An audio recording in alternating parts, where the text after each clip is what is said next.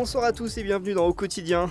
Au sommaire de cette édition du mardi 12 mai, les représentations des choralèges sont lancées avec 1000 choristes. Un événement qui a presque 30 ans.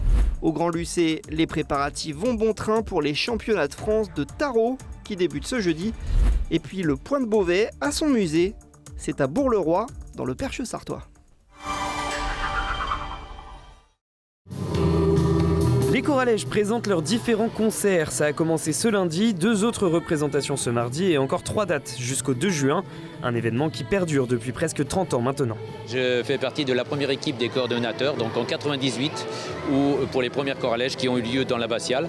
Donc ça fait 28 ans. Il y a eu une période que les plus jeunes ne connaissent pas, qui est la période des choristes, qui a généré un engouement pour le chant choral.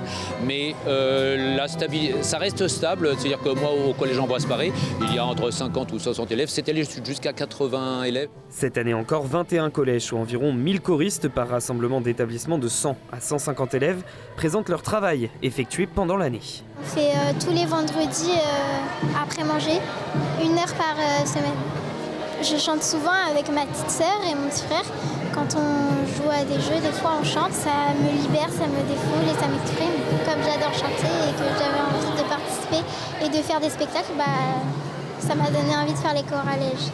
Des représentations entre chants et scénettes soutenues par le conseil départemental malgré l'abandon des crédits d'État.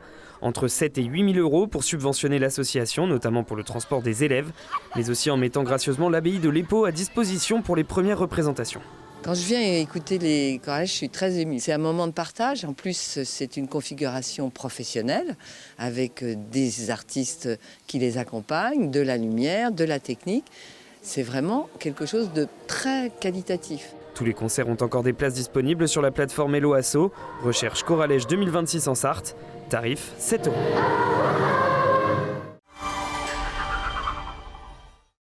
Une cérémonie d'hommage pour Suzanne et Adolphe Busson. Au Mans, jeudi dernier, le couple de résistants sartois a reçu à titre posthume la médaille des Justes parmi les nations, remise par l'ambassade d'Israël. Ils avaient sauvé en 1942 une mère et sa fille juive d'une rafle. En présence des descendants des 2 familles, la cérémonie a commémoré leur courage. Arrêtés, torturés, puis déportés pour leurs actes de résistance, Suzanne Busson survivra au camp, tandis qu'Adolphe Busson mourra à Mauthausen quelques jours avant la libération.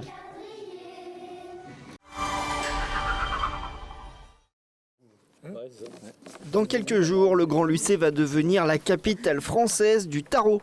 La commune accueille les championnats de France jeunes et séries, un événement inédit en Sarthe, organisé dans l'urgence. Car à l'origine, la compétition devait se tenir à Évian. Les salles d'Évian ont été réquisitionnées par le gouvernement par rapport à la présidence du G7.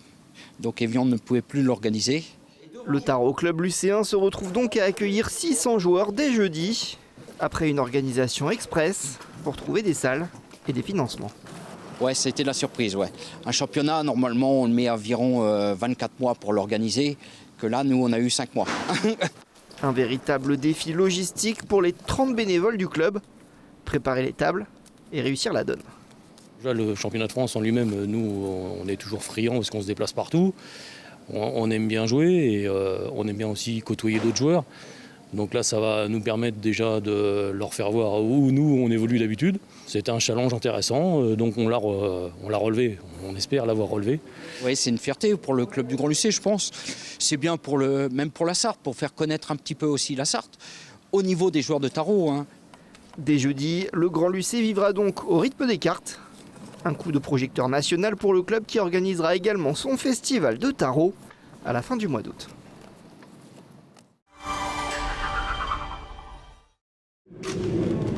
Le ballon d'or Ousmane Dembélé aux côtés de l'attaquant du Mans FC Dame Gay. Les 2 hommes ont reçu la distinction du plus beau but de la saison dans leurs divisions respectives lors des trophées UNFP ce lundi.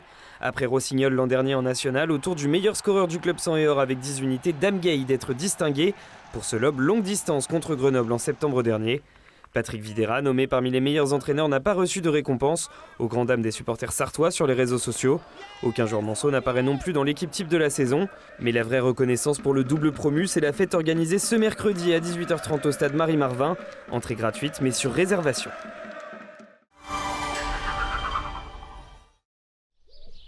Le Point de Beauvais ou Point de Chénette a son musée, à Bourg-le-Roi dans le Perche sarthois. Ces bénévoles y font vivre l'histoire d'un savoir-faire qui a marqué la commune depuis que Marguerite Boulard a ouvert un atelier de broderie en 1843. Il sera un atelier reconnu dans le monde entier jusqu'en 1968. Cet atelier a été coté en bourse. C'était essentiellement des femmes du secteur qui venaient en vélo au titre de brodeuses ou de ponceuses. Il y avait également les cuisinières. Jusqu'à 60 ouvrières brodeuses qui travaillaient pour des familles fortunées, mais surtout pour de grandes maisons parisiennes de haute couture. Elles ont atteint un niveau d'excellence qui était très recherché. C'est un point de chaînette qui est extrêmement serré, coloré. Il faut que ce soit très nuancé.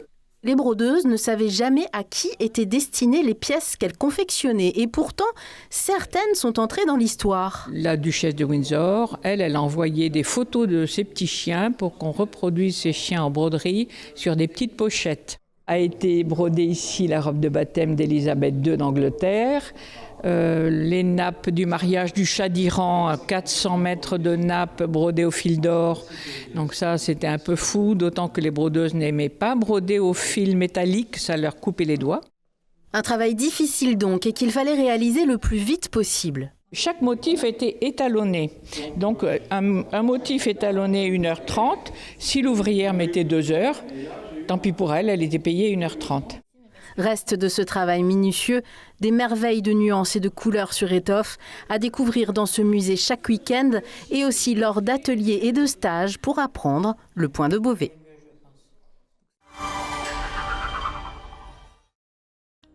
La météo du mercredi 13 mai pour finir ce journal. Attention, la journée sera plus fraîche que la veille et des rafales de vent vont balayer notre département de 40 à 60 km/h.